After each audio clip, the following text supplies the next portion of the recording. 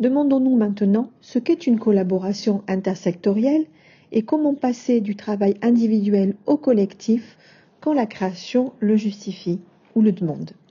Point de vue. Je suis enseignant à l'école SDAC à Aix-en-Provence, mais aussi à Marseille. Voilà, par ailleurs, je suis graphiste et aussi auteur de BD. Okay. Tout ce que je peux dire peut être remis en cause parce qu'il n'y a pas de règle en fait. C'est pourtant une conception qui est extrêmement codifiée. Dans les grandes lignes, on va dire qu'il y a 3 personnes qui peuvent collaborer. Un dessinateur, enfin on va commencer par le scénariste peut-être. Moi je suis dessinateur, donc je pense plutôt aussi dessinateur, mais on va dire un scénariste, un dessinateur et ensuite un coloriste. Voilà. Il arrive assez souvent que le scénariste et le dessinateur soient la même personne. Il arrive encore que scénariste, dessinateur et coloriste soient la même personne. Voilà. Sachant que pour un éditeur et pour des questions de droit d'auteur, les droits sont partagés entre toutes les personnes qui interviennent dans l'élaboration d'une BD. Donc si vous écrivez le scénario de votre propre BD, ben, vous aurez plus de pourcentage de droits d'auteur. Voilà. Après, si la question se pose par rapport au projet comics et la collaboration interétudiante sur des projets collectifs, ça reste quand même assez rare dans le milieu de l'édition d'avoir des écritures collectives.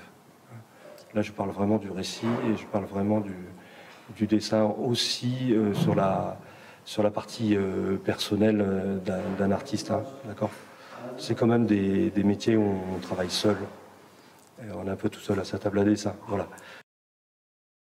De Memone e sono un docente della Scuola Italiana di Comics, insegno sia 3D, modellazione 3D, che motion comics per un corso breve di 6 mesi. Il fumettista prevede da subito che il suo lavoro è composto da più figure, quindi dallo sceneggiatore, magari colorista, impaginatore, quindi percepisce subito un lavoro di squadra. Un progetto collettivo di per sé è molto complicato perché si va a incontrare diversità di stile, di disegno, magari anche di scrittura.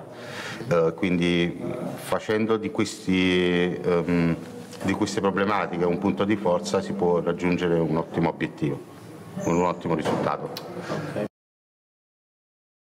Mi nombre es Teresa, trabajo en la Escuela de Arte San Telmo y soy profesora de diseño gráfico.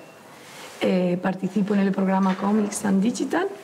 Está siendo una experiencia muy interesante con nuestros alumnos de la Escuela de Arte San Telmo en Málaga, España.